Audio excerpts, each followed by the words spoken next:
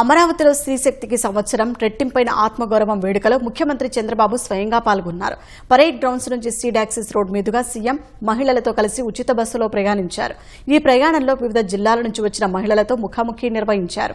పథకం ద్వారా పొదుపు అవుతున్న నగదు, కుటుంబాలకు చేకూరుతున్న లబ్ధి గురించి అడిగి తెలుసుకున్నారు. మత్స్యకార, చేనేత మహిళలు, విద్యార్థులు ఈ పథకం తమ ఆర్థిక వృద్ధికి, వ్యాపారాభివృద్ధికి ఎంతో తోడ్పడుతోందని ఆనందం వ్యక్తం చేశారు. మహిళలు స్వశక్తితో ఎదగాలని, ఆరోగ్యకరమైన అలవాట్లతో ఆదాయాన్ని పొదుపు చేసుకోవాలని సీఎం సూచించారు. ఉచిత ప్రయాణ సదుపాయంతో రోడ్డు ప్రమాదాలు కూడా గణనీయంగా తగ్గాయని, రోజుకు సగటున 24 లక్షల మంది మహిళలు ఆర్టీసీ బస్సుల్లో ప్రయాణిస్తున్నారని వెల్లడించారు. ప్రయాణం అనంతరం మహిళలతో కలిసి సీఎం క్యాంపు కార్యాలయంలో ముఖ్యమంత్రి హైటీ కార్యక్రమంలో పాల్గొన్నారు. మనకు శ్రీశక్తి పథకం రాకముందు నేను ఒక సిఆర్పిగా ఉన్నాను సార్. అప్పుడు 2 డేస్కి ఒకసారి ఫీల్డ్కి నెలలో ఒక 15 డేస్ వెళ్ళేదాన్ని. ఎందుకంటే ఛార్జెస్ చాలా ఎక్కువ అయ్యేవి. సోర్స్ మీద మాకు బేసిస్ మీద అమౌంట్ ఇచ్చేవాళ్ళు.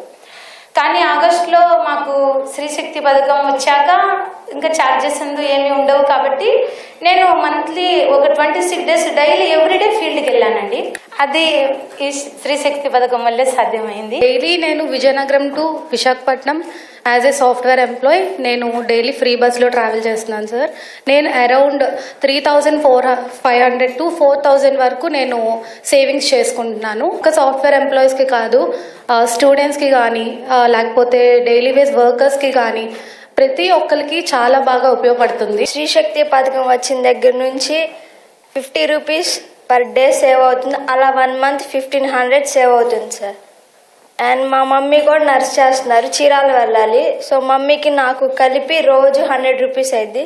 సో మంత్లీ 3,000 రూపీస్ మేము సేవ్ చేసుకోగలుగుతున్నాం.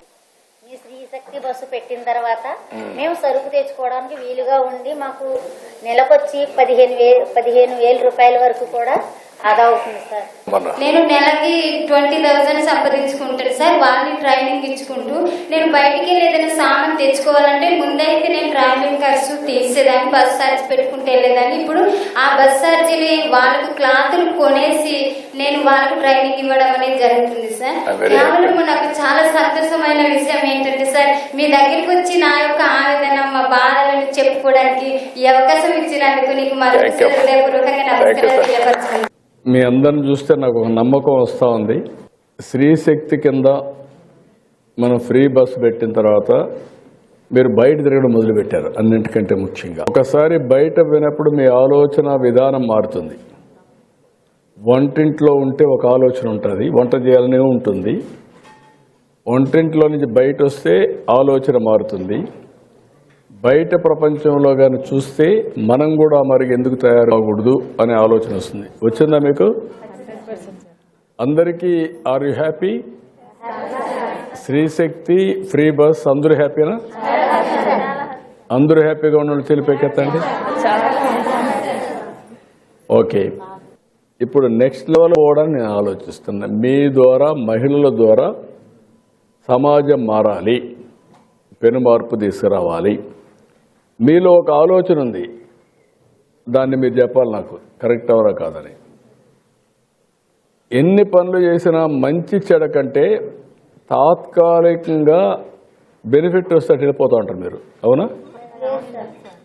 నాకు తెలియదమ్మా.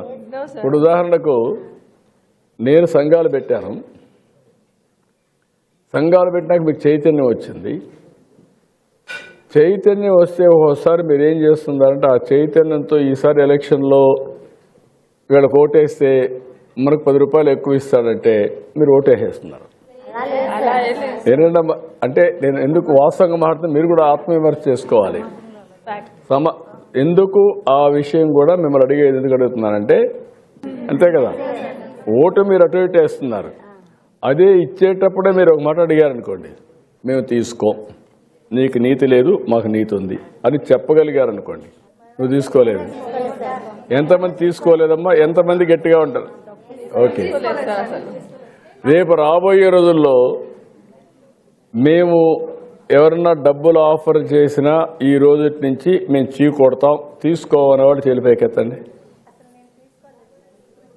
I'm very happy. ఇప్పుడు నేనేమన్నానంటే అమ్మా, మీ డబ్బులు మీకు ఇవ్వడం, అవినీతి ద్వారా సంపాదించిన డబ్బులు మీకు ఇస్తే దానివల్ల ఏమవుతుందంటే సమాజానికి నష్టం, మీకు కూడా భవిష్యత్తులో నష్టం.